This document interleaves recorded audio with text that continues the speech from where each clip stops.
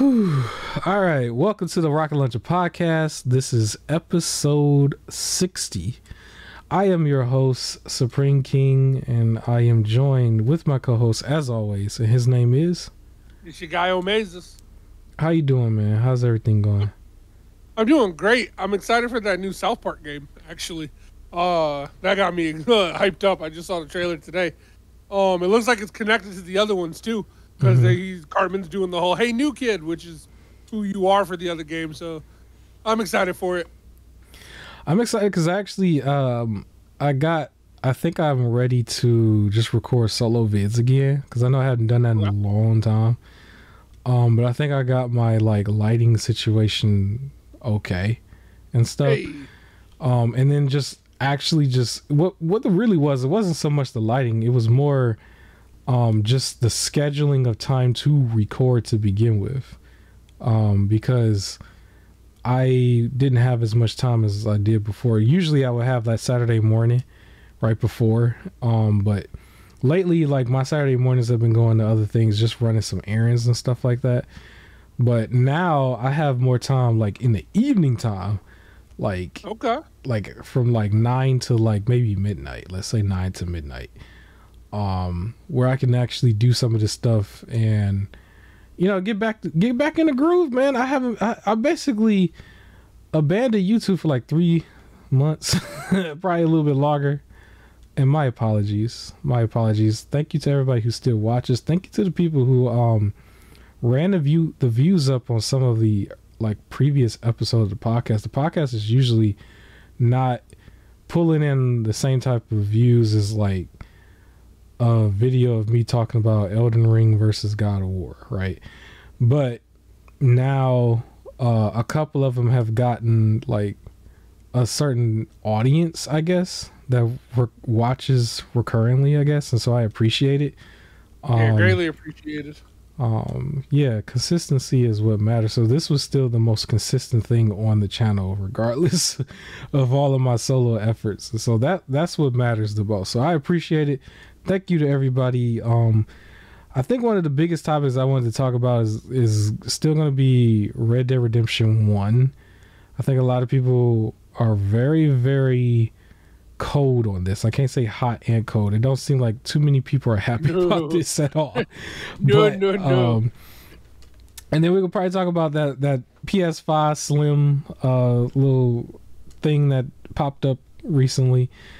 And then a lot of other little goofy topics. We're going to go back and recap what might be game of the year or games categories. The 6 final games is going to be in that category, because it seemed to be, as we move forward into the deeper into the year, some of these games come in and out of that 6 from what we've been saying.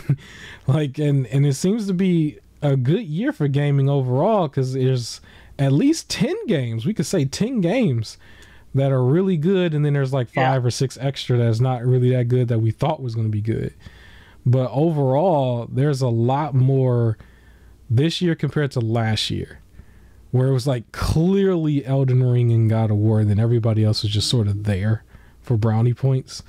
This time it's really a toss-up. I have no idea who's going to win.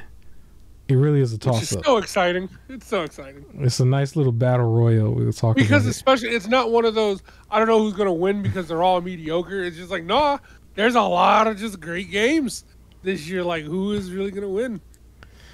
Yeah, and shout out to the Miyoo Mini Plus. This is my little emulation Game Boy device. I'm going to talk about a big update that's coming to that very, very soon that I just recently found out about. If you remember, that's the one device that has Wi-Fi connected to it, so it can update wirelessly through Wi-Fi, and has a big update that a lot of people, especially you Pokemon fans out there, might love. So stick around to the end for that.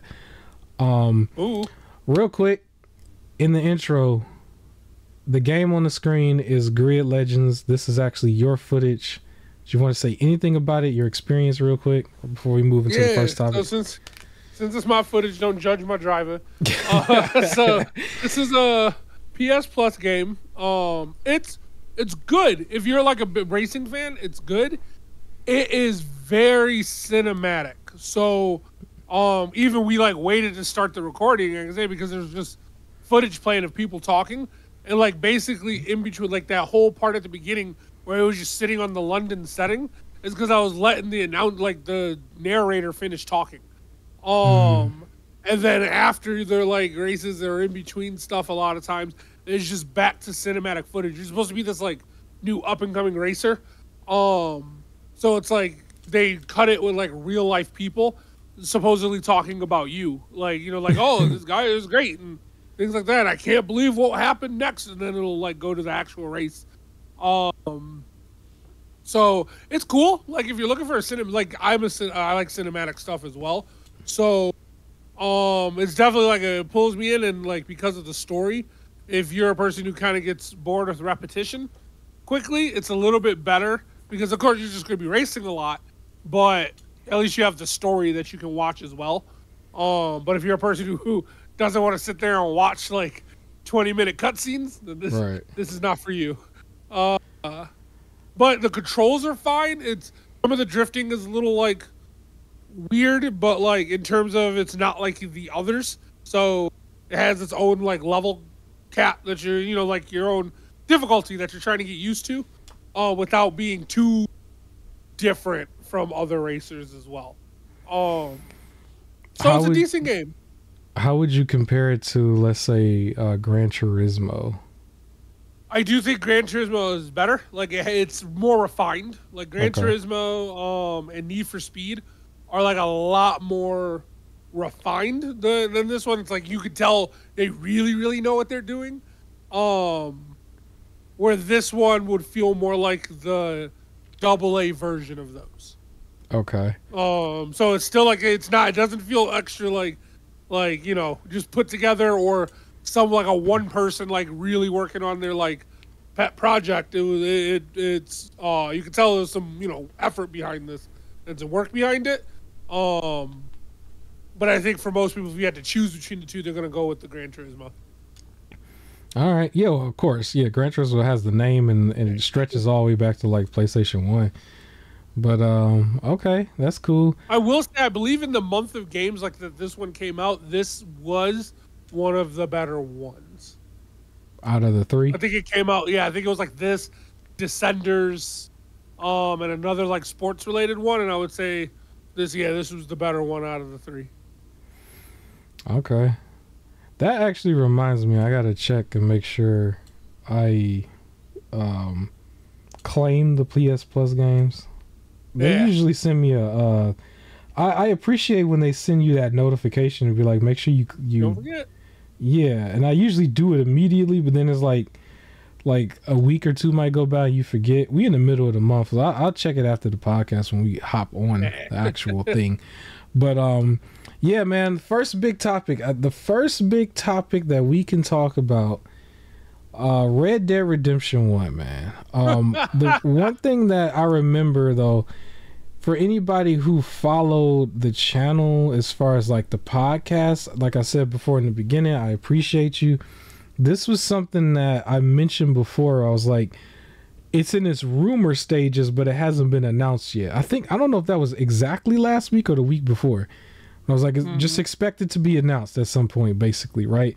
But we haven't heard anything, I think, still about Grand Theft Auto 4, which was the other one. But from that time till now, we did get the announcement, and then we're starting to find out that it's almost like a Switch port in a way. Like, even though it technically is, but it's like when you look on the PlayStation side, they didn't do any extra increases anywhere. It's weird because technically speaking, if you do want the definitive like play, you gotta buy the 360 disc or get the Xbox 360 version and then put it in Series X, and you'll get upgraded that way. That's how I did it. I had a pretty good time with just the base game. Undead Nightmares, like I think I said a long time ago, they had the whole headless thing going on. You could probably, if you go look Red Dead Redemption Undead Nightmares headless people, you'll see a lot of videos of like the glitch where at some point, like there was Sleepy Hollow basically, like every character, something would just happen. And I remember I just said like I'm just gonna drop it because it was almost unplayable. Because at the same time, it was also registering, or it wasn't registering that you like killed certain people. And so they just kept coming back over and over again, and they were headless.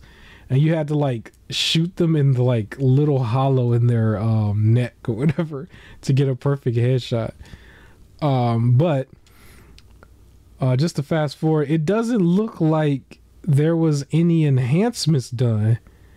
And then more importantly, the one like category of players who probably could have did it themselves, the PC port is just not here. There's no PC version as of right now. There's only a port now for, I gotta call it a port. I can't even call it a remaster at this point. It's not a remaster. Yeah, it's their description says it is the original Red Dead ported over to PS4 and Switch. So yeah. Again, you would need an Xbox to do it, like to get it upgraded, because the one you play on PS4 and Switch is the same from the 13 years ago. Yeah. Which is crazy because Xbox players can already do that and have it upgraded. And they're charging $50 for it. So, yeah, I bought Red Dead 1. Funny enough, there was a brand new version of it inside of one of my local Walmarts. And I would walk by it and look at it and was like, I played it originally, but I didn't get to finish it because like basically my system was stolen. That's a whole nother story. But that was the PS3 version. Like fast forward to now, I had got my hands on the Series X. It was there. I actually got it before I got the Series X. It was just there. And before all of this hype and all this next gen stuff, I got my copy for $16 brand new. And it had all of the enhancements from the 1X, but basically when I got the Series X, that was one of the first games that I played on it actually. And on that side, you actually get the 4K. You get the 4K upgrade. It looks very crisp compared to the 360 and PS3. But that's about it. It doesn't really, I don't think it goes past 30 frames. You're still around the 30 frame mark. But you do get the 4K. Apparently, well, Switch, you wasn't going to get that anyway. You weren't going to get it on Switch anyway. But, like, there's no enhancements here for the PS4. It's literally a direct port. None. Which is strange. And so, it basically is the best way to play it will be on Series X. And then it probably is the cheapest too, because this $50 price tag is... That's bothering me. On the Series X, you can buy the original one and play it upgraded, but for this port, you have to pay $50 to play what it looked like 13 years ago. I don't understand. Like, it's pretty strange, because... like I bought mine brand new at retail, but we all know mom and pop stores. Maybe they might adjust their prices a little bit since the announcement, but you could have gone into a mom and pop store and got this game for probably $10-ish on Xbox 360. You put it in the Series X, and on the system level, that's the one feature they have, those boosts, FPS boosts, and they have the HDR and the 4K boost for certain games. It's not all of them, but some games they have like a list on their website where a certain amount of games from the past have been upgraded. And they were like some of the more popular ones, and then they have some licenses for them and some of them they didn't, right? The ones who didn't, you just didn't see the updates for. Like, I was upset that I couldn't see some of the James Bond's ones get like updates. I can imagine that once the Activision deal is complete, you might see a lot of boosts for a lot of those Call of Duties. It's like they would be stupid not to do it. But Red Dead Redemption was one of them that was like that. And what's cool about it is you can actually go on eBay or a mom and pop store, buy the disc, a disc that's been passed around by everybody probably, and you put it in the system, and it will download the digital version, and you just have to have your disc to register that you own a legal copy. And the digital version is the one with all the enhancements. And that's how I played it. I had a fantastic, experience with the base game, not so much Undead Nightmares. That was a few years ago. That was when the system first came out in November 2020. But it looks like from this port, it's literally a port. They didn't... I'm really weird. I'm scratching my head at it because I'm like, you couldn't have took the digital version that you had on Series X and I guess Series S or the Xbox One enhancement version and print that one onto the PS4 version at least. Like, I could probably understand the Switch, but I don't understand it for the PS4, which should be playable on PS5. There's technically, so that's another thing, there's technically no next gen version of this. Like, I remember when they did the Grand Theft Auto trilogy, like, you could buy the PS5 version of it. Technically, you could buy the PS5 version of the Grand Theft Auto 5, right? It was just like they were doing that, but they didn't bother with this. It's like, it's literally the PS4 version and the Switch. It's not even you could play it on PS5 once it comes out, but yeah, there's no enhancements here. What's also kind of silly, I'm pretty sure for everybody who had access to PlayStation, it used to be called PlayStation Now, right? Before it got merged into PS Plus. Now it's part of PS Plus. Yeah, you could have on there. PS Plus Preview. Yeah, you used to be able to like just be able to play the streamed version of this on PS Now. I believe it was just in there and never was taken out.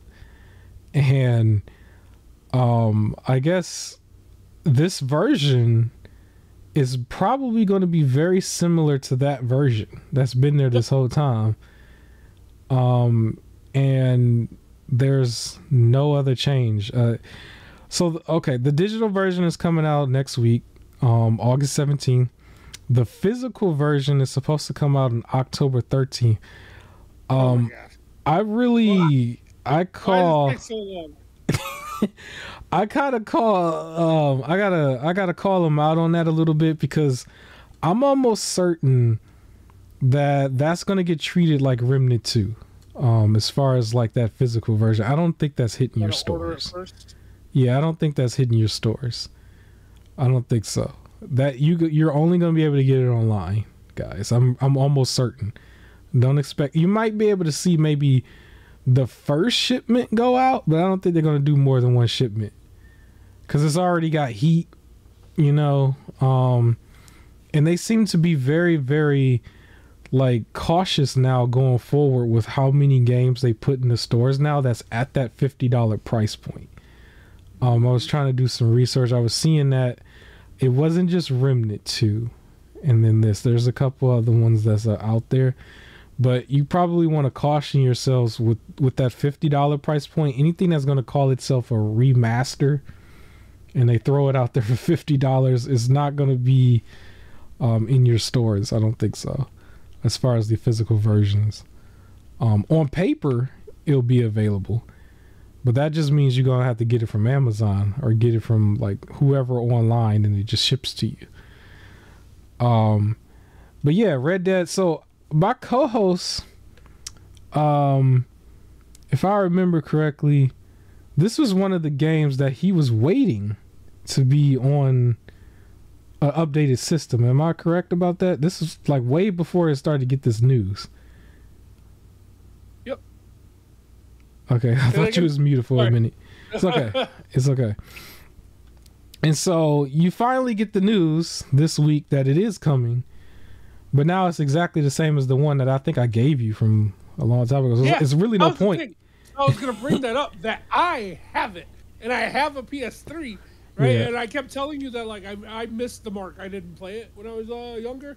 Yeah. And Like I kept saying that if they made a remaster or something like a up to date version, then I'd play it on the current gen. I'm not about to play a 13-year-old game that I already own on the current gen. If you're not gonna update it and it's still gonna look like the 13-year-old one. Yeah. Why would I pay a new $50 when I just gotta plug something in? Like it's ridiculous that they're even doing this. Like the craziest the craziest part to me is that there's no PC port, because typically there's this group of people that do a phenomenal job with these mods, right? And there's no official PC port, but what's really funny about it is there's the emulated version of the 360 version can still be played on PC if you do emulation. Like, so anybody with a really nice rig, they can just go through, and then they actually enhance it a little bit that way.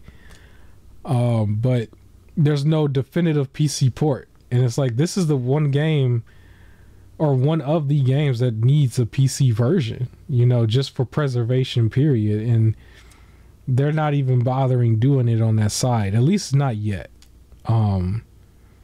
It's just crazy to me. Yeah, in a keyword. You know what's crazy though? They're gonna do an updated version. Yeah. That they can sell for $60 on the PC. That's what they're gonna do. You know, I remember when there was some pushback on Last of Us Part 1. I was somewhat one of those people who pushed back on it. But you could argue Last of Us Part 1 had more done to it, obviously, than what Red Dead 1 is. It's because they actually... ridiculous. Yeah. Because that's the one that didn't need it. Yeah, that one didn't need it. It just pretty much needed to be ported to PC, and that was kind of a disaster in itself. But, like, it basically was a masterpiece already on PlayStation 4 that got updated to, like, really load very, very quickly on PS5. And then it was just like, well... And it was a part of the PS5 collection when that was still a thing back in May. Yep. And so a lot of people probably already owned that version, and that version was the actual remastered version from the PS3, right? And then it was just like, you know, we're gonna do this anyway and charge you. That was actually charged $70 for anybody at launch. Yeah. That was $70, which was a crazy thing, and it didn't have factions. Factions currently is still pushed back.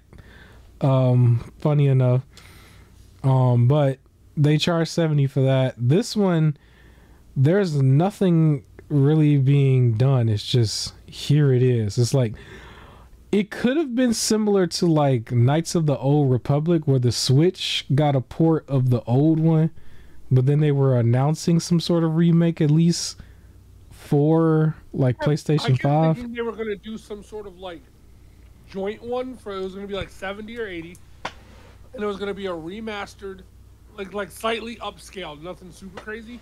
Yeah.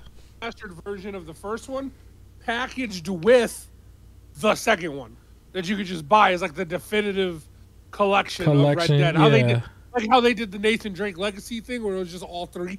Yeah. And they were going to do that with these two. It may be like a thing to push Red Dead Online, or give you Red Dead Revolver to make it all three. Yeah. Like play the classic Red Dead Revolver and play. That's what I've been holding out for. That's what I thought they were going to do. So then they announced this along with San Andreas one, like the Grand Theft Auto trilogy being bad. I don't know. It feels money grubby. Like it just, I feel like it's making Rockstar look bad. Yeah, Rockstar though. What's really weird about that too? Take-Two. They're not like struggling with money. This is the one company where Grand Theft Auto 5 somehow seems to be on the top 10 charts like every other couple of months of just sales. It always seems to creep back up in there, and it's like who hasn't bought it at this point? And that one game, you know, is keeping them alive, like Grand Theft Auto Online, and how many people are so addicted to just playing that game that something like this is really not even needed. Like they didn't even need to go there. You know. What I just don't understand, it was like if you take like before 2015, right? Yeah. You have all the Grand Theft Autos, Bully, that pool game that they randomly made, Red Dead, and all that stuff. And then if you go like after 2015 is just like Grand Theft Auto 5, Grand Theft Auto Online, and Red Dead 2, and Red Dead Online, and that's it. And then remasters that don't work. It's like, where's the other Rockstar? Where's the Rockstar that seemed like they cared a little more? I think we didn't mention that either, because I believe, the port over does not include any like online thing either, if I remember correctly. Nope. So like a multiplayer or something. So that doesn't carry over. It looks like you really. I have to recommend that people go grab the disc off of eBay. As weird as that might sound, from the 360, and put it in the Series X if you want the best version. Other than that, if you have access to premium PlayStation Premium, you got good internet, you might as well just stream it. Like I don't even see the point in paying the $50 for it unless they put it in a really nice fancy case. I have the feeling that it's going to be the exact same like cover. Like, I don't think they're going to do nothing different. You're not going to get, like, a poster or any of the cool little stuff in the inside either. I think they're going to give you the straight disc, and that's it. Like, so I'm going to look it up. Yeah. But they might have removed it. I don't know. From premium? Like, it might be, like, you might not be able to stream it anymore because they want you to buy. So I'll look it up and see. Like, I was trying to look it up on my phone. That's why I got distracted earlier. But it only takes you to the PS1 classics, not the games you can stream. So I'm going to look it up and see. But I don't think you can.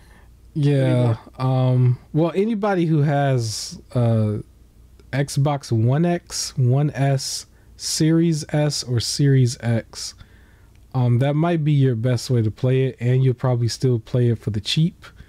I don't think they're going to raise... It would be silly to raise the price on that side.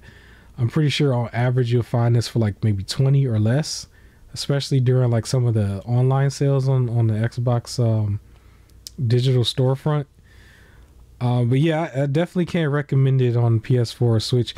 Switch is like that gray area though, because it's like maybe you could argue, well, now there's a portability to it for some of them, and the Switch audience, they always tend to buy everything like that Nintendo also throws to them a little bit at full price. To argue a little bit, I actually know of like a lot of people who like weren't really gamers, like to the point that they got rid of a lot of their stuff for gaming because they just work. Then when we were stuck inside for 2 years, that's why Switch sales blew up, because they were like, we're gonna be here, we're gonna play with the family, Mario Kart, like things that are easy and everything. So they just went and got Switches. So now there are a significant amount of people who's like, they just got a Switch. So they could go out and probably buy all these other systems, but if they know they don't really have time to play, it's like, well, then I don't want to go buy this other system. But now if the game's coming to Switch, it's like, oh yeah, let me go ahead and play this again. I remember it. So, because I feel like if anyone just has a Switch, graphical, like, enhancements and stuff is not what they're looking for. Like, if that's your only system, it would have been the same. It would be the same. They don't care. Yeah. So in their head, it's just, I get to play Red Dead. So I get it that like some games are being ported over now to Switch in a way for those people. I don't think anybody who has multiple systems is like, now I get to play this on the go. Like, I don't think that was their plan. You know what would be interesting though, because there might be a conversation in the future about how the Switch successor, Switch 2, might handle like on a system level upgrading Switch games, and I would love to see it. Like, what if like on a system level you find a way to have like the Series X upgrade Red Dead 1 and then Switch 2 upgrades Red Dead 1, but the PS5 won't. They won't be able to do it. That might be a situation we might see, because Jim Ryan's not going to do it unless he charges you $10. And Red Dead, it seems like... They didn't even want you to play old games. They're like, you want to play an old game, go buy an old system. So it might be a situation where there might be no reason to even touch this on PlayStation at all. But you know what's also interesting? I wonder how the emulation of the Switch version would work on, like, let's say the Steam Deck or ROG Ally, in comparison to the Xbox 360's version. Like, if it emulates better, maybe you could emulate it better on PC, because PC you left out completely. Oh man, they said no. basically. Or I don't know. Maybe if you write angry letters long enough, you'll get the version in time for Christmas. I don't know, but they said no so far. So yeah, I would like to see what's going on, because for me, I think it's unnecessary, because to do all of this, they probably are going to do Grand Theft Auto 4 just because. They might also already be working on it as like right now, just quiet on it because it's not finished. It's like the ports, I think they make more sense on PC than they do on the systems, because if you're not doing any enhancements, at the very least on PC, it gives you a clean version for preservation, so you're not trying to go through an emulator that's gonna like make it slightly worse, right? Like that kind of makes sense, and then the community can do whatever they want with it later. But like this is the one port where they did the opposite. It's just like it's not on PC, it's not on the next gen, or there's no next gen official versions with any enhancements. It's like I don't know what the point of this was. I thought it was going to be like Last of Us Part 1, but I don't know. $50. This might as well have been $30. This should have been $29.99. I can't see why it would be at $50. If I can now, real quick, I can confirm it is no longer part of the Classics catalog. Okay, so they definitely just took it down on purpose. There, so you have to buy it. And if you look up the game, it says like pre-order because it's releasing. And that's interesting too, because when it was just PS Now, it stayed there. It never was removed. It was there for years. It was just a part of it. It's a part of those older games. So, yeah, get your hands on either, a 360 disc and put it in a disc version of an Xbox system, or buy it digitally on the Xbox store. I can't recommend this on any other system. Even on Switch, I would say, on that system, still wait for a discount. Wait for it to be $30 this upcoming Black Friday. I can't recommend it. I can't. Overall though, I just feel like for Rockstar, you should just put your efforts into Grand Theft Auto 6. We had some leaks already, so we know it's real. We know it exists. There's no need for any of this if this is how you're gonna do it. So there's 3 titles out there. I don't know if everybody agrees with this, but people agree with the one title I'm about to say. Bully 2 is something people want to see. Bully 2 for sure. Grand Theft Auto 6, I believe, is basically confirmed by leaks. We're gonna talk about another leak in a second, PS5, but and then a Red Dead 3. Like, just go the opposite direction. Just create new. Yeah. Yep. Red Dead 3, Bully 2, Grand Theft Auto 6. I'm gonna throw a wild card in there. I would like to see the Midnight Club, the cars. I was a big fan of that. I used to have that on PS. Those are the ones I played. Yeah, PS2 back in the day. So yeah, like do something with that. I don't know how Midnight Club will work with all this copyright with music and stuff nowadays. I'm pretty sure it was easier for them to just pay to have the songs on the games before compared to now. But I take that back, because they figure it out with Grand Theft Auto. They update the soundtrack all the time, so maybe they can update it periodically with Midnight Club. That would be cool. But get back to just making new stuff. Like, I could imagine Insomniac, like we talk about, we're gonna talk about PlayStation in a second, but they're able to make a variety of games, or at least Ratchet and like Ratchet and Clank, Spider-Man, and then they're working on Wolverine, right? It's like this was something Rockstar used to do, like especially in the PS2 era. They also had Manhunt, which was like one of the most controversial games ever, right? I wouldn't mind they break that one back too. I still want to see something like that, and then all the other stuff we was just talking about, Midnight Club and everything. But they had a variety of stuff coming out. The next thing you know, it was a full generation where it was just pretty much Grand Theft Auto 5, and then they did throw Red Dead out. And then now it's like, you remember they tried to do a subscription for Grand Theft Auto, like going into the PS5. I don't even know who did it, who paid it that, but they had it at one point. It was calling a GTA Plus, and it was like, oh, you'll get certain microtransaction stuff and everything like every month or something. Like, man, get out of here with that. Just make the new system or make the new game. Yeah, but I guess we can move on from that. My co-host, from my understanding, he's only going to play the PS3 version whenever he feels like putting the system in. I do still recommend everybody play this game at least once if you've never played it. But I'm saying get the 360 disc and put it on current Xbox system. Disc-wise, or buy the digital version if you have a digital system. That's the best way to do it. That's the one where you're going to get the closest to a next-gen experience. But I think we're going to see a PC version at some point. They might be more quiet about it because of like all the backlash. But I think it will happen at some point. It's just for some reason it's not going to hit this October date, October 13th. But yeah, we can move on. PlayStation game on the screen. This is my footage of Ratchet and Clank. So I guess the only PlayStation news to talk about right now is this PS5 Slim. You saw this image and you see that little video of the dude like holding it and whatever and like kind of moving it around. I think the market is too oversaturated right now.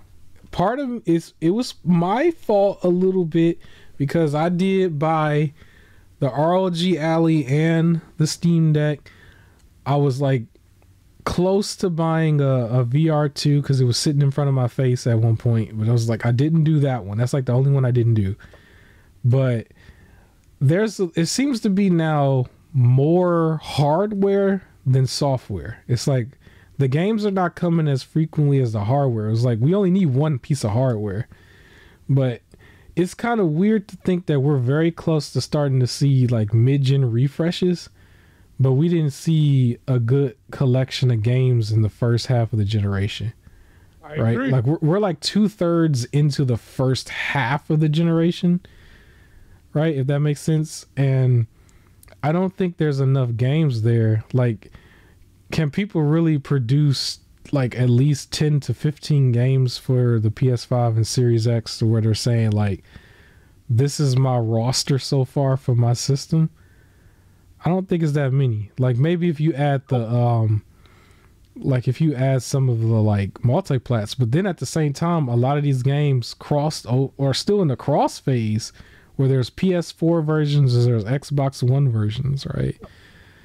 But then it's like, okay, we're going to get possibly a PS5 Slim and Pro, just like the PS4, right? At some point, and also a what was it called? The PSQ or Project Q? The like Project Q. The streaming handheld version. So like altogether, PS5, PS5 Slim, PS5 Pro, and Project Q, 4 versions of the PS5. Like, do you think you really need 4 versions? Somebody out there is going to do it because people just consume products because they consume products. But it's like, does the market in general need 4 versions of the PS5 right now? No.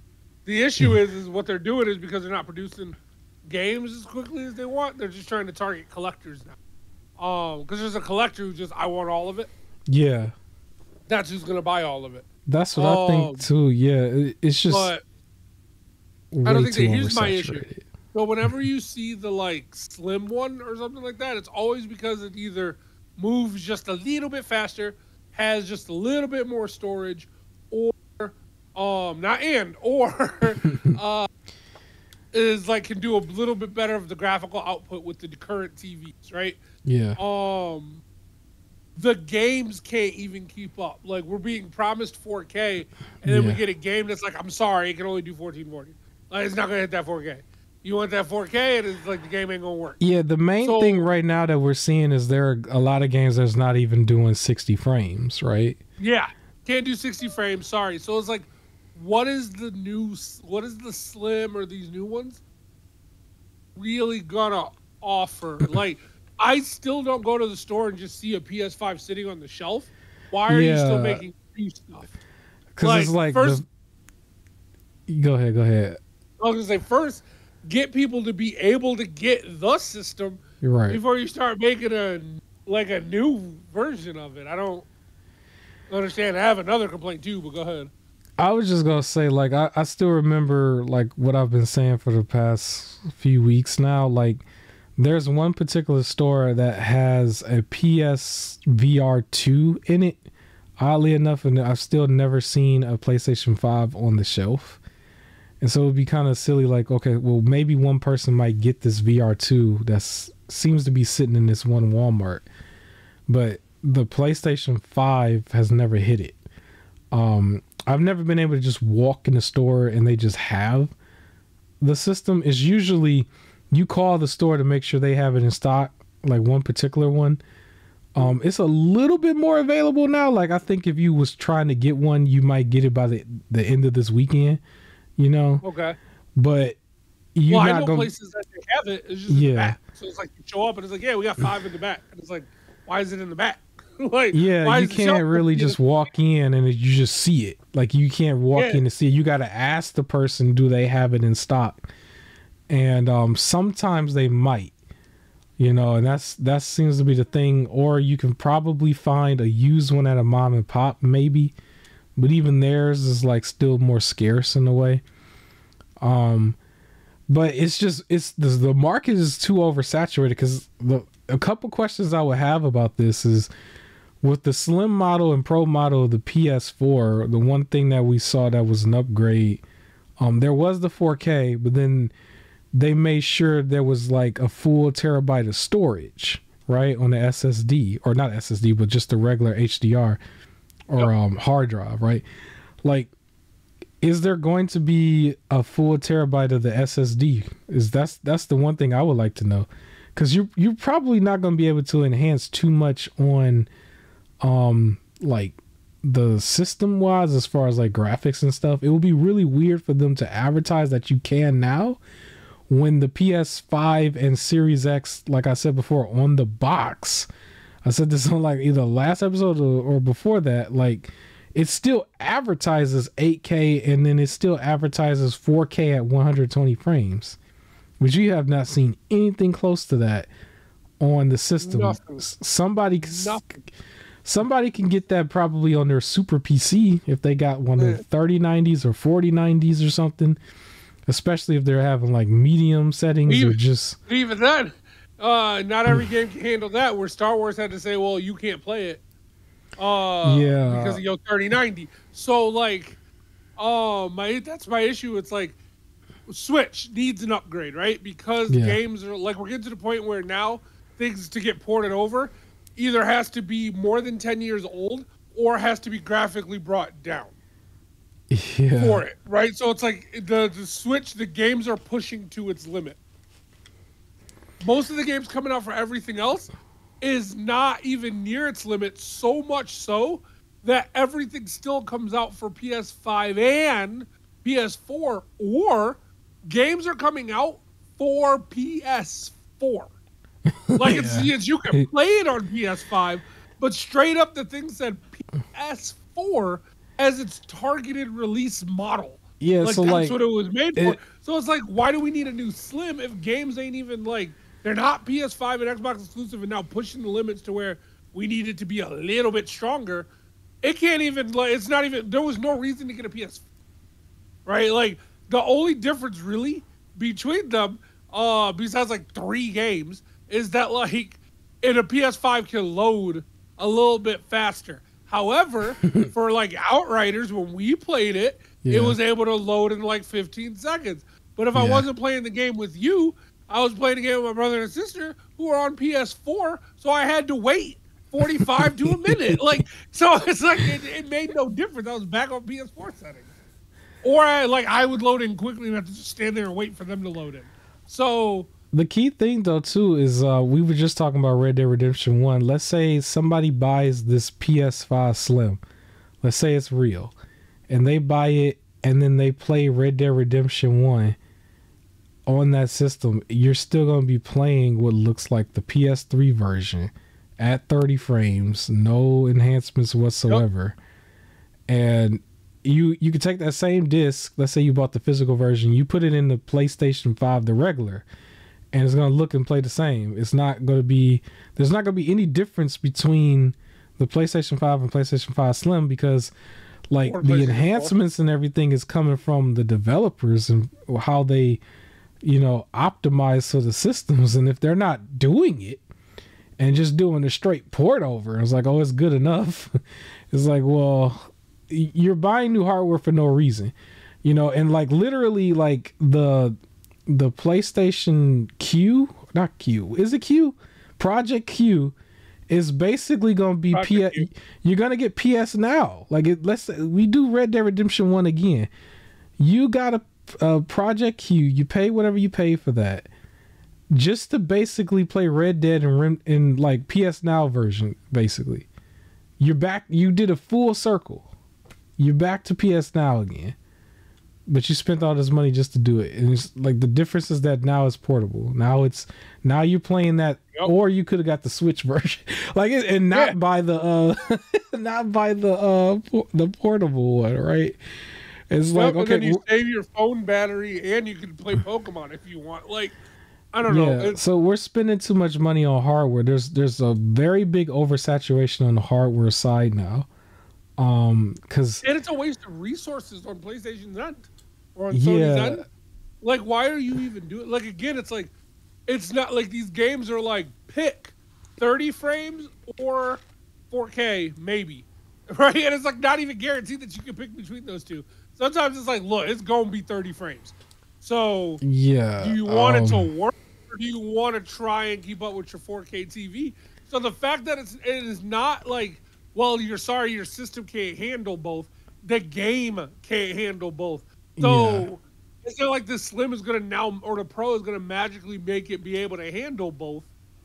It won't. Like, literally, this is solely for somebody who wants their PlayStation to look slightly smaller. What I'm not understanding, too, is like, well, if you're trying to charge $500 for the PlayStation, I would imagine, like, remember the PS5 went up to $550 everywhere except the US, right? So basic logic tells me the PS5 Slim is the PS5 Slim is going to probably be $550 just by logic, because why would it be exactly the same as the PlayStation? Like, I know they done that in the past when they did away with the PlayStation 4 a little bit, like the original model just wasn't in stores anymore and you just got the Slim and the Pro. But it's like, well, the PS5 never really hit stores yet. It's almost like the Remnant in a way. The PS5 and the Remnant have a lot in common when it comes to how you get the system and how you would get the game. You have to get it online, or you'd have to order it to a store, basically, right? Which is still online. You couldn't just get it. And so, like, basically, I think the PS5 Slim will probably be your $550 system. If there's a Pro, I don't even know how they would do that. Like, the Pro might be $600, but if you jump in more than $600, it's like, that's crazy for something where there was still not a game. Like, I don't know what the system seller is really. Maybe you could say God of War Ragnarok for a lot of people. But for somebody who has Spider-Man 2, for somebody who has a PlayStation 5 already, what is the seller for the PS5 Slim? I don't know. They might try to hype up Baldur's Gate 3 for it, but I don't think that's going to work out. But you can still play Baldur's Gate. Like, well, okay. We didn't mention this at all yet. So for anybody out there, go Google the thing. Google PS5 Slim leak or something. But basically, it also, aesthetic wise, is really on the plate. There's like a nice black strip halfway through it, which is similar to what you would see the separation on a regular PlayStation 4. There was like a strip in the middle. Yeah. So it has that on there that's like a similar look to what they had before. It's in black, where the plate that we saw from the leak is still white, but that part is black. It said it's supposed to be slim. Honestly, it just looked like it was lighter the way the person was handling it. Maybe that dude was strong, but it didn't look like it was slimmer. It looked like a mock-up image that I saw out there that wasn't like directly in the hand. That looked like it was slimmer, but not by much. It was like maybe a centimeter or something like smaller. Like it was really not that much of a difference at all. It was, now on the other hand, it was still the disc version, where I remember saying on record before that once you see those mid-gens, they're only going to be digital. That's what I thought. Interesting, yeah. If it's real, it was still a disc version. It wasn't a digital version. So maybe I didn't know what I was talking about. But from what we've seen from the behavior of the industry, they're pushing way more for digital because it makes it easier for them to make money and to save money from distributing it out to all the retailers, right? But for us as a consumer, if the games like can't handle 60 frames, it can't handle 4K at 60 frames, it always has to be one or the other. I think it would be a little bad if you market that this is the system that can do it, when, like I said before, on the box it was saying the old system was supposed to be able to do it. I'm sure somebody would sue. Somebody will sue for false advertisement, and that is false advertisement. Yeah, I don't know how that's gonna work, but yeah. If anybody looked at the settings on like God of War Ragnarok, there was a whole bunch of different settings there. But other games too. But the main thing is just you have to choose between fidelity and performance, and some games might have like a mixture of the two, but you're still pulling back on something, right? It's like it's not complete. And maybe they could say, well, this is the one where it's going to be both. And I don't even think it would be the Slim. It's usually the Pro that's like that. I can imagine they're definitely going to make one. I don't know how. The Pro versions of the PS4 was thicker, right? It was like 3 strips instead of 2. Yep. I don't know how it would look if they do it with this, because this is already a big boy. You would think that this is already the Pro, and like a like Wi-Fi router would have been the regular, because this thing is already beefy. I don't know. I'm not getting it. I don't think there's no reason to get it, even for aesthetics wise. I'm pretty sure later down in the road somebody's gonna come out with a plate that is basically the PS4 Slim plate or the PS5 Slim plate, where all they did was just put the strip in there for you so you could pretend as the Slim, because they was coming out with all the black plates and everything right before PlayStation had the official one. So somebody's probably working on this, and you'll be able to get that plate on Amazon or somebody for like $40-$50, I guess. But yeah, the industry is way too oversaturated. That's probably the main thing that I could say about this, because they're going to come out with that. We know for sure that there's going to be a Project Q. That they confirmed. That's not a leak. That was at the show. But even that is like, I don't know what the price is going to be for that, but I can imagine it's going to be kind of steep. I think they're going to charge you more than what the Switch charges for the Switch OLED, to be honest with you. I do think that's going to happen. I don't think it's going to be the same price as the DualSense Edge. But I do think the PS5 Slim will be $550. I think that if this is real and they come out with like an official showing or something, or call it a project or something at like the next, let's say, direct or just big show, like how they did with the Q, I think it will probably be announced. It won't be announced in the show, because they like to hide that kind of thing. they'll announce it like quietly on like a website or something like right afterwards, the next day or something. And I think you'll see 550 because that'll close the gap, because it was 550 for the PlayStation 5, if you remember, everywhere but the US. And then the US was 500, but they was trying for a long time to like play it off by only selling the bundle. If you remember, it was the Horizon Forbidden West bundle. It was like that was the only way to get the PS5 for like a few months. Yep. So I remember. Yeah. I honestly think it's going to be 500, but I think it's going to be 500 because when they talk about it, it's literally the only difference between it and the regular PS5 is it's somewhat skinnier. I bet you there's going to be nothing else different. So it's just like, do you want the big one or the small one? So 500. That's what I think. Yeah. Let me go close my drain. I'm like annoyed by that like instantly. You want to set up your topic real quick about WrestleQuest, and I'm gonna come right back. Yeah. So we talked about Red Dead and everything, and like having to wait till October, so things getting pushed back. It seems like every due date is getting pushed back, and unfortunately, on like the day of release, WrestleQuest got pushed back. So it's a game I've been looking forward to. It's that RPG wrestling game where you're taking on classic legends in the wrestling world, like Randy Savage and Demolition, etc. And yeah, the game was originally supposed to come out in like May, then it got pushed to August, and then on August 8th it got pushed to like August 22nd, because apparently right before they were going to release, there was like some bug that was going on that was deleting data, so they had to like stop it before releasing it. I'm back. It's unfortunate. Oh, cool. So to catch you up, basically, WrestleQuest was originally supposed to come out in May. Yeah. Then it got moved to August 8th, and on the day of release, they had to push it to August 22nd because they said that there was right before they were going to release, they were doing a last-minute test, and some bug was there that was like deleting data.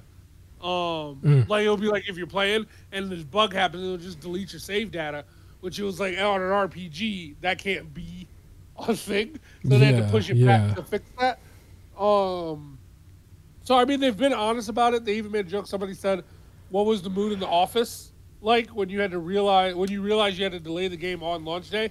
And the first person one of the developers said, "Imagine getting ready to grab the championship belt, the entire crowd waiting for you to stand victoriously, poised to claim the world is yours. Then you're hit with a steel chair in the 11th hour. Now multiply that by 1,000,000. That's just about how we felt." Yeah. Like any good story, it's isn't over until we finish what we started. The main event is still happening, and we'll be ready to rock come August 22nd. So they're talking, like hyping it up still. But they've also been transparent the whole time. Like, they're like, hey, this ain't working, and this is the exact thing that went wrong. We got to push it. Hey, real quick, I like to say shout out to the steel chairs. They've been in the recent news. If you know, you know. If you know, you know. Shout out to the steel chairs. But I'm excited for this game. It just, sucks that it keeps getting pushed back, but that's okay. It'd be cool to play this on like on the handheld, one of the handhelds, Steam Deck. I think it'll work. It'll be best on the handheld. I'm still probably just gonna get it on PS5, but that's the easiest thing for me to record footage. Is PS5. Record the footage. Yeah, I'm excited for it. Who knows? There's certain games sometimes when they're like the smaller ones, like from more indie-ish developers, where I sometimes buy it multiple times. So maybe I'll buy this and buy a handheld too version of it. I've done that with Castle Crashers. I've bought so many times. Chroma Squad. I've played on multiple systems. So in 2022, a lot of games were being pushed into 2023. But by the time we got to 2023, it seemed like a lot of them were like ready to just come out, or not really ready, but they were just coming out so far. But not too many games have been pushed from 2023 to 2024. It's been a few, but it's not as many as like in that time frame. But I think technically it's been more, but I think where they've gotten away with it is that they didn't announce when its date was actually supposed to be. Right? So something like, for example, Wolverine or Wonder Woman, that game that was like teased as well. I feel like because they were supposed to come out or like get more information about it, But because of whatever being pushed back, they just stayed quiet instead. Yeah, I think they should stay quiet a little bit more, like going forward. Stay quiet until it's ready. Yeah, they shouldn't even announce stuff until it's ready. Really. I think that's their best option because. So far, what did get pushed next year besides the Suicide Squad? Oh yeah, I was gonna say Suicide Squad, but I think it wasn't the Star Wars game that would look like it was about to be dark. You remember that? I don't know what his name was. But I think one. Yep. Yeah, that one looked like it was probably indefinite, if not like canceled. I don't know. Same thing goes with the other Star Wars game, Knights of Republic 2. I think the remake. Yeah, I don't know if both of them are canceled or not, but it sounded like they were moving on with that other one, the one where you play the girl that's the shooter. Like that's a completely different one from the other two. So Outlaw? I think they Outlaw. Yeah, I think they may have scrapped those other two, and just they're kind of quiet about it. But yeah, there's that. So Starfield is set to come out. It's not going to get pushed back. But one of my top 5 was Black Myth Wukong. That is actually in 2024. They didn't put an exact date, but I think they said it was going to be the summer 2024. That was supposed to come out this year. I got the announcement like right after I put out the top 5 video. So that's like in the middle of next year too. That was like one of the bigger ones, but I haven't seen too much updates on that. They've been quiet again, which is probably good.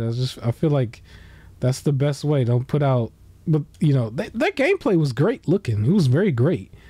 But I agree with the notion of not to really start showing it until it's ready, you know, because then you avoid like all the stuff where people say, oh, it's in development hell, or it's X, Y, and Z is going on with it with management and all the stuff that they would normally say with like a game that's been pushed back a bunch of times, where it's like some games are getting like the cyberpunk treatment without even being cyberpunk, simply because they announce it and they just keep pushing stuff back. So yeah, but I guess, are you ready to move on, or you got anything else you want to say about it? You want to move on? Okay. We are at the halfway point, a little bit past the halfway point. So I just want to talk about our unofficial sponsor, which is the people who owe us a lot of money now. At least a pizza party, at least something. But that's Epic Games. Because I just like to give the people access, or at least awareness that they have access to get free games. Which looks like it's 2 games a week now, at least from Epic Games. And if you remember how I say all the time, you do not need a credit card or debit card to claim these games. You just need to create a profile and you can claim them. You don't even actually need a PC. You just need to have the profile. Once you get a PC and you log in, here's all your collection, right? I always still recommend the ROG Alley because it's just right then and there. You just log right in, boom, start playing stuff. The games that are available from now until August 17th was the ones that I mentioned before. So it was Europa and Universalis. I think I said it right this time. Number 4. And then the next game is Orwell, Keep an Eye on You, right? The one that I'm excited for. Yeah, so those are available now until August 17th. Then from August 17th to the 24th, you have the game called Black Book, and then a game called Doodoo Peak. Oh, of course. I don't know. Funny name. But so that's 4 games so far for 2 weeks, and so one of them might be a good hit. So you can go ahead and claim them. I think that Orwell one seems like it's really good. I remember being excited about that last week. So yeah. And then like I said before, I recommend the ROG Alley. You can still play on the Steam Deck as well. You just have to do a little bit of a back end kind of thing to get the Epic Games to work on there. There's plenty of tutorial videos that show that. But yeah. So we can move forward. There is something real quick I just wanted to mention for Nintendo. We talked more about a lot of the other systems, but there was some news that came out that's kind of under the radar a little bit, but apparently Nintendo is attempting to patent some of the mechanics from Tears of the Kingdom. To try, I guess, to stop other developers from making certain games, like how they did with Breath of the Wild. That's funny.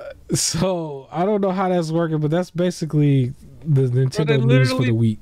They literally tried to copy Last of Us, but it's okay. Yeah, so they're back on that, even though they got cease and desist last week, which is hilarious. It's like they're back on their trash, basically. Yeah. Even though they had that Last of Us clone, which apparently is 100% gone. If you did not have like a review copy or something, you would not have access to this. And so I don't know who was looking forward to it, but you don't have access no more. Go play the real one, and I think you'll be all right. The issue is, they're gonna block people from using any of these mechanics and everything. See, Nintendo they think they could flex that hard.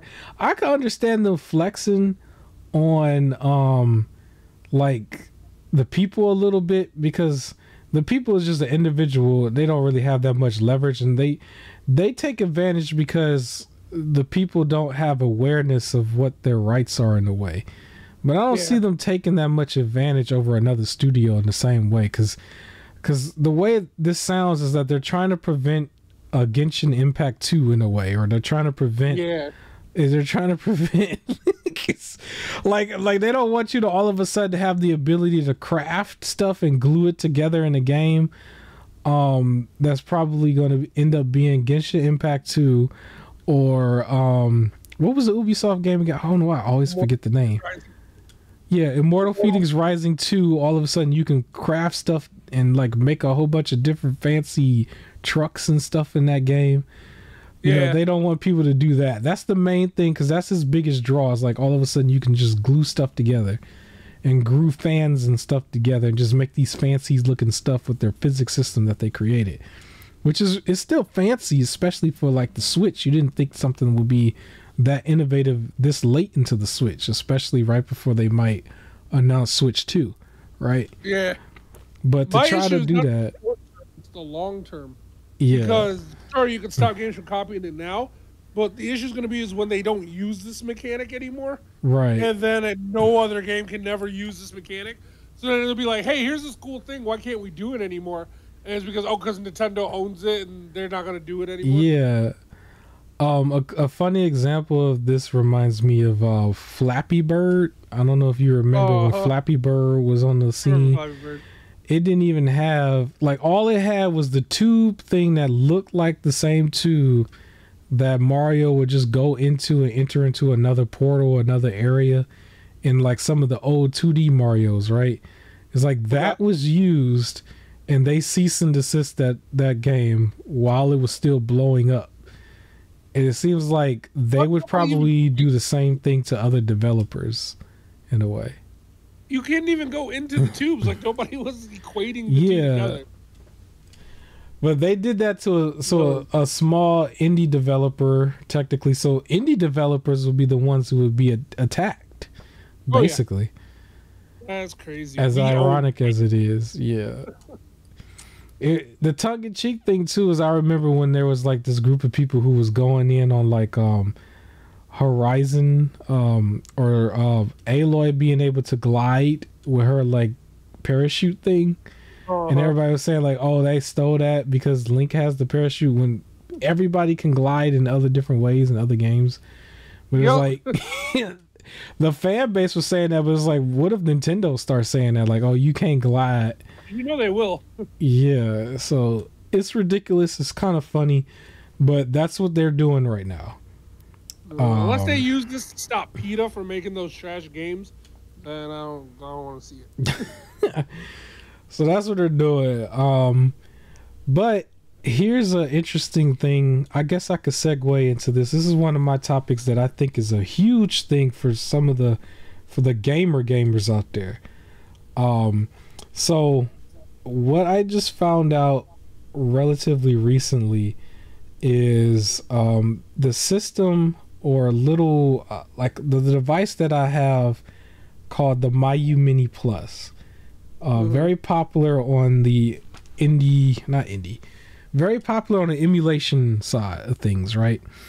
So that thing is getting an update that is coming very soon. So if you have the device, you can probably try to update it, but if not, just wait for the update. I don't know if it might come out by next month or something, but apparently they have an update to this, which is really, really a game changer in emulation. But specifically, there was a emphasis made on Pokemon. But basically, the device will be able to do like net play features, which will allow you to battle and trade your Pokemon with some of these older games. So like, for example, right now, I have on that device Pokemon Emerald. I'm in the very beginning of the stages on that. But let's say my co-host wants to go back through this on that device. He buys this device for about $60, load in all the games, and now I can trade with him and battle him, and we can do this over the internet. I can still be right here where I am. He can be where he is. Maybe we could communicate on Discord, and we can battle it. So if you guys remember Cable Club inside of the Pokemon games for those older games, it tricks the game into thinking that you're using it, basically. And so on the actual Miyoo Mini, the update is going to be called Pokemon Trade Battle. Is going to be in the settings, and you go in the settings, and then it'll create like a net play thing, and one person is going to host a server while the other person is going to join that server, similar to how y'all play, you know, on regular games right now. And then from that point on, you will be able to battle and trade. And so it's still the same system. That system was a little sold out before. It's actually a lot more available now. It's still in the $60 range. I recommend you don't pay any more than that. As powerful as it is, because it has the ability to have from A to Z a lot of different categories of games, or did I say it right? A lot of different systems of games is on there, and their full catalog from A to Z is also on there, including Game Boy, Game Boy Color. So you'll be able to trade and battle between all of the Pokemon games that originally came out on Game Boy and Game Boy Color. You won't go past that so far. That's cool. That's important for those who want to complete their Pokedex, because certain Pokemon can only be evolved through trading. So yeah, so you're able to do this basically through the emulation, as if it was a regular game. And so the specific thing that they're doing for the system is called Pokemon Trade Battle, but also it's still doing updates for what's considered net play. So let's say we wanted to play one of the original games from the TMNT collection, Turtles in Time or whatever, like one of them. Like we can both jump in and be one of the Ninja Turtles and play the side scroller. That's or cool. I can go one-on-one with you with the real Mortal Kombat one, like one of the original Mortal Kombats or Street Fighters, or one of my favorite is the Simpsons Arcade. The system would think that we're right there on couch co-op, but I can be where I am, you can be where you are, and we could play on that device. So that's a big deal to me, at least for emulation. Obviously, you still got to convince a bunch of people to buy this thing. But there's still a community for it too that's growing online. that all have their retro achievements, because if you remember, there still was retro achievements that was created by the community for emulated games. And so at some point, this type of emulation is going to hit some of these other games that just couldn't deliver by the actual developer, like Red Dead, or some Nintendo stuff for the people who still brave enough to do it. And so it would still be a good idea for some people, probably in the long term wise, to get yourself some form of PC gaming and an emulation device so that you can still enjoy this stuff and enjoy what the community is doing, because this update is coming from the community. Like once you buy the device, that's it. They actually have the community like creating an operating system and updating it. And so this is a part of the operating system called Onion OS. Anybody familiar with this particular device, they know that's like the best one or the most like popular one right now. And so, yeah, you can do all that stuff with it, man. So I think it's really cool. I want to give a shout out to a channel called Retro Game Corps. It's one of the channels that I followed about doing the initial setups for this device when I first got it, and he does great videos for this type of thing anyway. Or like corporation, or corpse like CORPS. Oh, core. Yeah. Yeah. So yeah, you'll see like very good breakdown and stuff on that.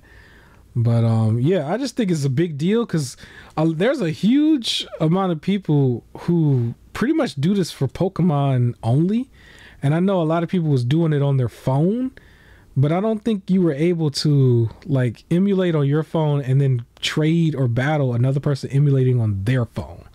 And so this is actually opening up a way for you to do it, you know. So yeah. That's all I really have to say about that. We're almost done. We got a couple extra topics. There's something I don't know if I should have probably prepped you for this because I don't think I told you about this, but this is a topic that I think you'll probably be interested in. But so Power Rangers. I wanted to go back to this. This is interesting because I don't know if you're aware, but they're getting ready to drop. I actually think it's available now. Their new Power Ranger Megazord, right? Oh, and we talked about in the past, like that $400 one. That's like an anime style one, right?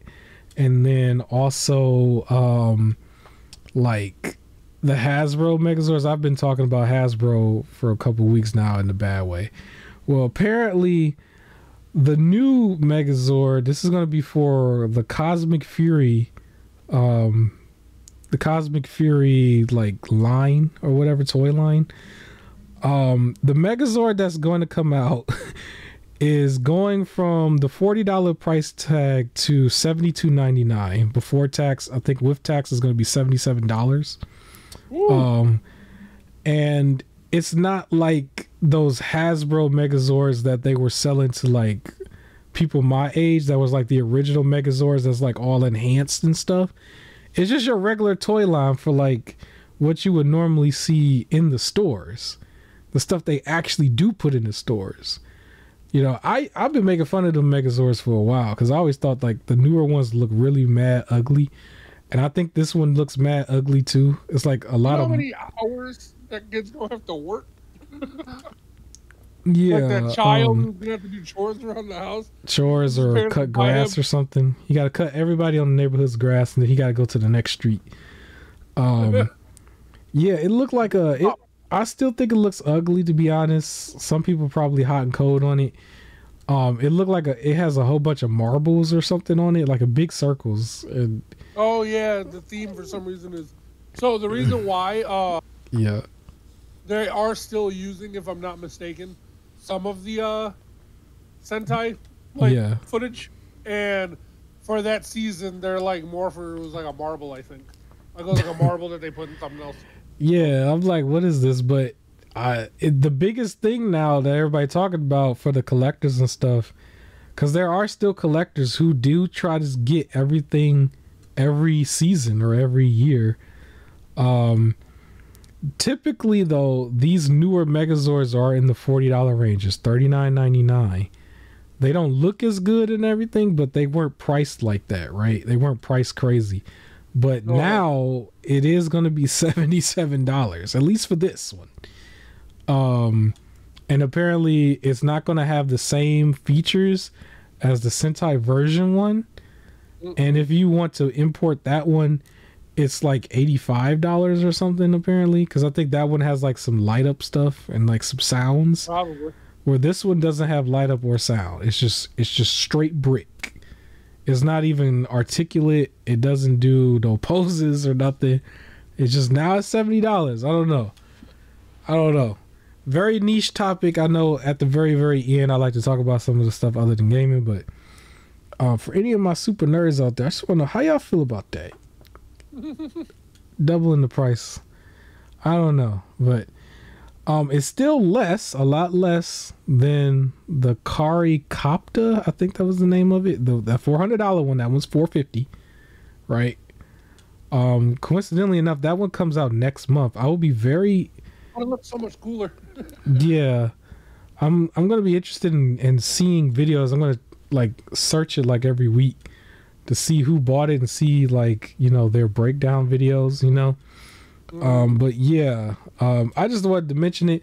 I'll tag on to the end of this. Like I was talking about breakdown videos. I sent you a couple breakdown videos of somebody finally got their hands on that Optimus Primal, I guess for a review, and the review version of it is actually different from the mock images, because before I was saying like I didn't like how it was just black on black and it didn't have any color whatsoever, really, because it didn't really stand out too much. And then the transformation was like he stands up and then that's it. Yeah. Well, at least with the final version that came out, they incorporated the black and gray or black and silver ish a little bit, which is more accurate with how he looks in the movie Rise of the Beast. And so now I'm a little bit more interested in it. And black and gray look nice. Yeah, it looks a little bit better. It's still not as big as I would have wanted it to be, because I think one of them is like 8.5 inches and the other one was 11.5 inches. The 11.5 inch one is the one that I'm going to go with. And the other one, I don't think so. Even though that was the more accurate. It's just, I don't want it to be in line with action figures. It should be in line with Megazords. I just think that's like, he should be like on that scale. But I found out that there was like also the Optimus Prime one, the one that's the truck. That one apparently was a Target exclusive. And obviously it's sold out right now and people scalping it. But it ain't gonna be a Target exclusive for long. Red Tyranno Sentry was supposed to be Target exclusive.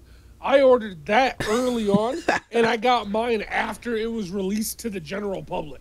So yeah. So I don't know. I'm gonna be following them because I kind of do want them. I did go ahead and do the pre-order for the bigger one. But they actually that wasn't a pre-order. That was like an actual buy. It's supposed to come here tomorrow, according to them. Initially, it was supposed to come here today, but I guess the truck driver took a break or something. So it's coming tomorrow, which is fine because last couple of times I was getting packages like while we was recording, and that's kind of like I didn't want that to happen anyway. But yeah. Yeah, so that's all. That's all I really wanted to mention on that. It was just a small topic at the very end. The main thing was really just the expensive $70 other one. We got one more thing to talk about, though. What's up? What I forget? Towards the beginning of the show, that we were going to talk about what would be. I'm done. I even see it. It's right here too. I didn't even. I literally forgot it. It's still right here. Okay. So I have 6 that I think with a potential 7th. Okay. That could take a spot. So I'll say mine, and you tell me if anything would switch. So I'm putting Baldur's Gate 3, because that thing has been getting just nonstop praise over everything. Yeah. No microtransactions, great story, great character creator. Combat's fun. You don't have to be a super like D&D person to understand, but it still does the D&D people justice. Like multiple playthroughs with like ready and things like that. So you got Baldur's Gate 3, Hogwarts Legacy, Starfield, Spider-Man 2, Resident Evil 4 remake, and then Tears of the Kingdom. And the honorary one is the Final Fantasy 16.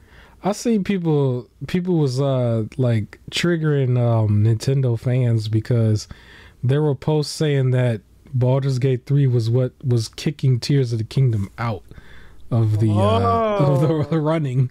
And I'm like, y'all know y'all triggering them because if it is gonna, yeah. Go ahead.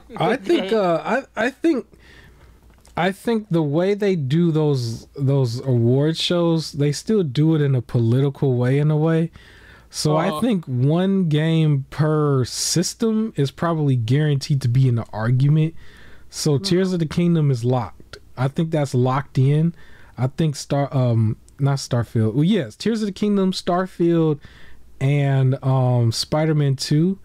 But I'm a little bit more like iffy on Starfield. I don't think that's a locked because they don't treat Xbox the same way they treat PlayStation and Nintendo. But I do think Spider-Man 2 and Tears of the Kingdom is going to be like a given, that they're going to at least be there. After that, I think Hogwarts is probably going to be in there as number 3. I don't think that's going to come out, but I do think, like I said plenty of weeks ago, like I said, I think that it won't win due to its controversy attached to it. That's what I think. Unfortunately, I think that's what's going to happen for Hogwarts. I think Resident Evil 4 remake might be there over Dead Space. I think we're going to cut Dead Space out. I think we're probably going to cut out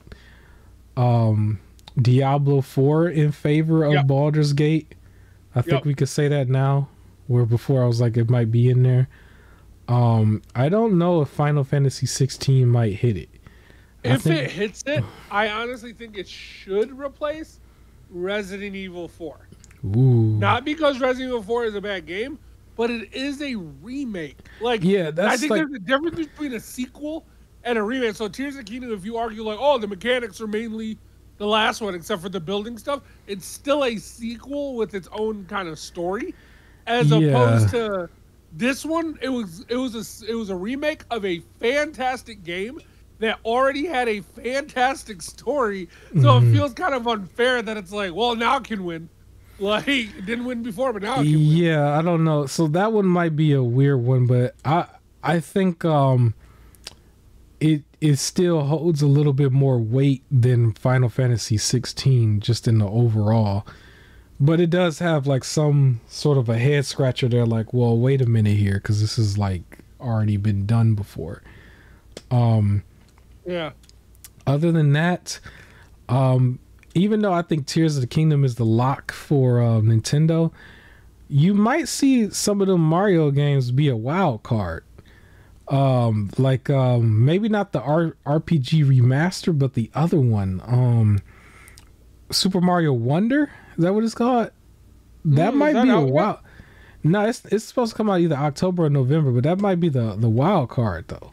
I think that one might get some praise. I don't know if it might be Game of the Year praise, but I think it's going to be a positive reception for it. And the elephant one. I don't know why I thought this was coming out next year. Oh, yeah, this might do it. Not only that, I don't know. Maybe you could tell me real quick. When does Persona 3 Remaster come out? Do you know? Persona 3. I think that's next year. Okay, yeah. Well, anyway, I think or Tactica. Tactica comes out November 15th or 27th. Tactica might be considered a new game, but if we talking remasters, probably shouldn't be there. That might weed out Resident Evil 4 remake. But just as far as quality games, I think those are still going to be considered quality for a quality release at the end of this year. Who wins? I don't know. I think there's just a lot of games to choose from. And then the other game that the last one on my list would have to be the one that's been a little bit controversial for us, just because we're not able to just buy it any old way. But Remnant 2. Yeah. The not being able to buy it is what I think is hurting. Yeah. Remnant 2. See, that's such a weird thing, because I don't want to go on and on about it every week, but I just feel like, well, they might say, well, you're just being stubborn. But I think in certain cases, you kind of have to be stubborn. Like, you got to be stubborn with how you will get that, and be stubborn with the quality of something like at the very beginning of the show, Red Dead. Like, that to me, like, Red Dead's, like, that to me is unacceptable in a way. And then the way Remnant 2 is being distributed is, in a way, to me, is a little unacceptable. Or because there's some deceptive practices here in gaming. And while everybody is sitting here regulating the Activision deal, nobody's paying attention to this other stuff that should be looked into. Almost like a health inspector, but not a health inspector, but a game inspector. That's what we need. We need a game inspector. Yep. So the thing is when you're not stubborn about certain things, it creates a new standard. That's the issue. If you complain, it was like, yo, this really needs to be in stores, but I'll buy it this time. They're not going to be like, our bad. Don't worry, Remnant 3 will for sure be plentiful. They're like, no, see, they were fine with it. So let's just do that again.